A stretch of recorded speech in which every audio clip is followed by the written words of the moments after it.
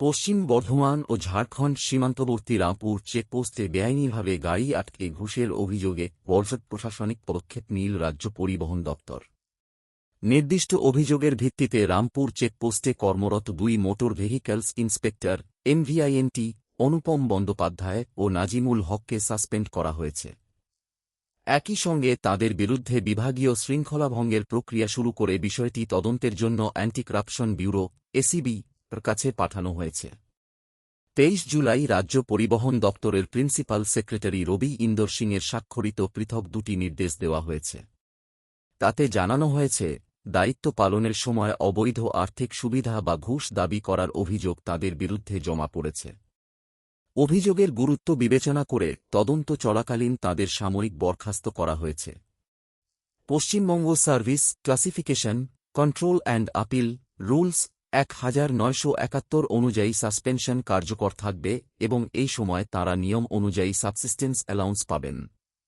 এরপরই শুক্রবার সকালে রাজ্যের মুখ্যমন্ত্রী শুভেন্দু অধিকারী এই বিষয়টি নিয়ে সমাজ মাধ্যমে কড়া বার্তা দিয়েছেন।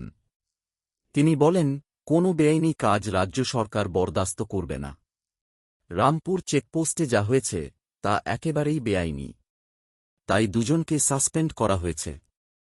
উল্লেখ্য, পশ্চিম বর্ধমান ও ঝাড়খণ্ড সীমান্তের অন্যতম গুরুত্বপূর্ণ প্রবেশ পথ রামপুর চেকপোস্টকে ঘিরে দীর্ঘদিন ধরেই লরি চালক ও পরিবহন ব্যবসায়ীদের একাংশের মধ্যে অসন্তোষ ছিল।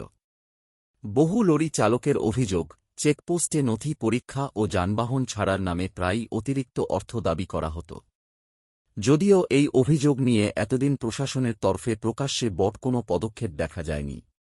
এবার সরকারি নির্দেশে 2 আধিকারিকের সাসপেনশন সেই অভিযোগগুলিকেই নতুন করে সামনে নিয়ে এল।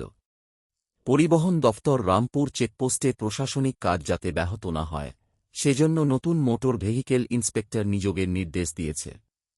পাশাপাশি অ্যান্টি করাপশন ব্যুরোকে দ্রুত তদন্ত করে রিপোর্ট জমা দেওয়ার নির্দেশও দেওয়া হয়েছে। রামপুর চেকপোস্টে একসঙ্গে 2 আধিকারিকের সাসপেনশনের ঘটনায় পরিবহন দফতর, লরি মালিক সংগঠন ও পরিবহন মহলে ব্যাপক চাঞ্চল্যের সৃষ্টি হয়েছে।